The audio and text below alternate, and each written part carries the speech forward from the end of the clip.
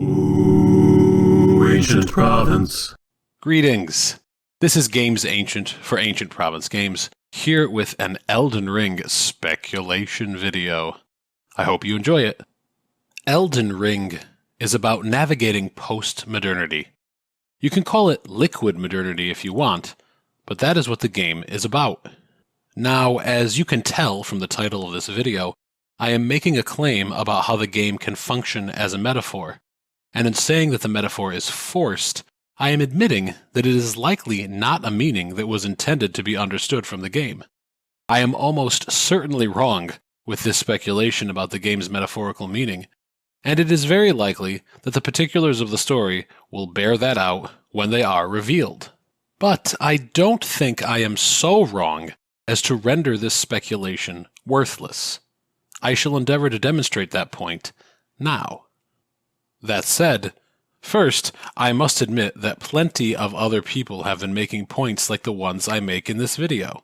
I did a few cursory searches to see if anyone puts things together the way I do, and I did not find anything exactly matching my thoughts, but I did not look very hard.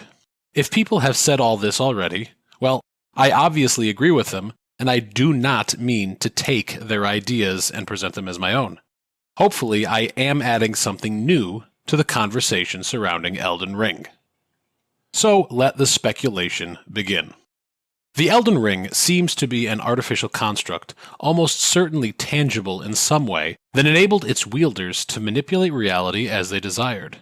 The runes of which it is composed seem to be magical words of power with varying degrees of potency depending on the particular aspects of reality over which they exercise dominion. In short, the Elden Ring is mystical technology, likely derived from a painstaking exploration and analysis of the lands between. The Elden Ring is the result of whatever passes for the scientific method in the lands between. So, the era of the Elden Ring, and the resulting Golden Order, is modernity. Modernism is, in our world, a philosophical position that emphasizes humanity's ability to modify the world for the better. It is the belief system bound up in the myth of progress. It is fundamentally humanistic. That the order promoted by the Elden Ring is identified as golden is important to note, given that gold is a precious metal. It is suggestive of riches and of the economic benefits of technology. The spread of modernism coincided with the Industrial Revolution in our world, and this detail lends a bit of support to my analysis, I think. The shattering of the Elden Ring is like the shattering of modern man's optimistic faith in the myth of progress. The death rune was stolen, we were told, and gods began to die, which is suggestive to me of the loss of hope that resulted from the senseless tragedy of World War I, followed quickly by even more wickedness and loss in World War II.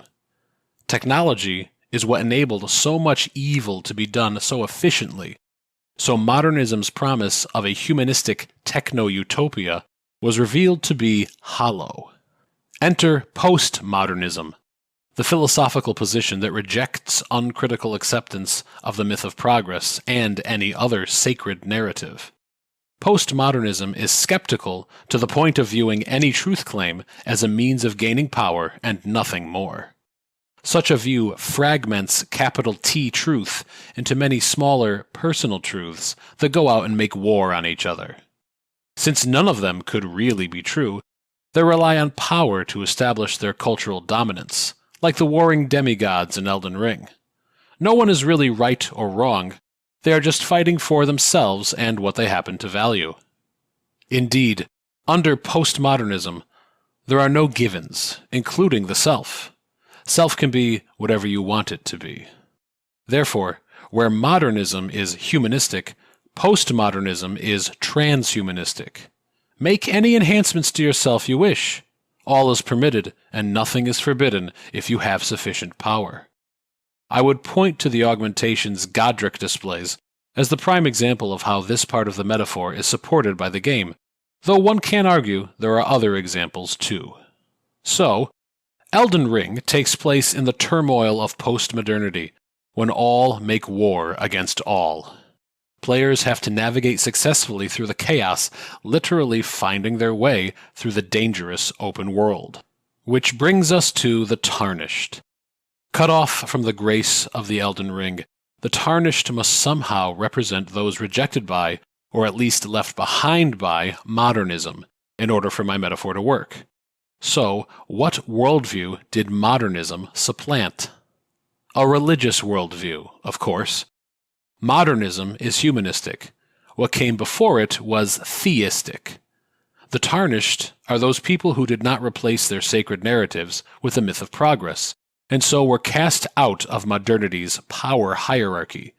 The lost grace that is bringing them back to the lands between is simply the chance to rejoin the conversation now that the myth of progress has been shown to be hollow. People are looking for other sacred narratives. They don't have to be new ones. Religion is back. Indeed, under postmodernism, practically anything can become a religion.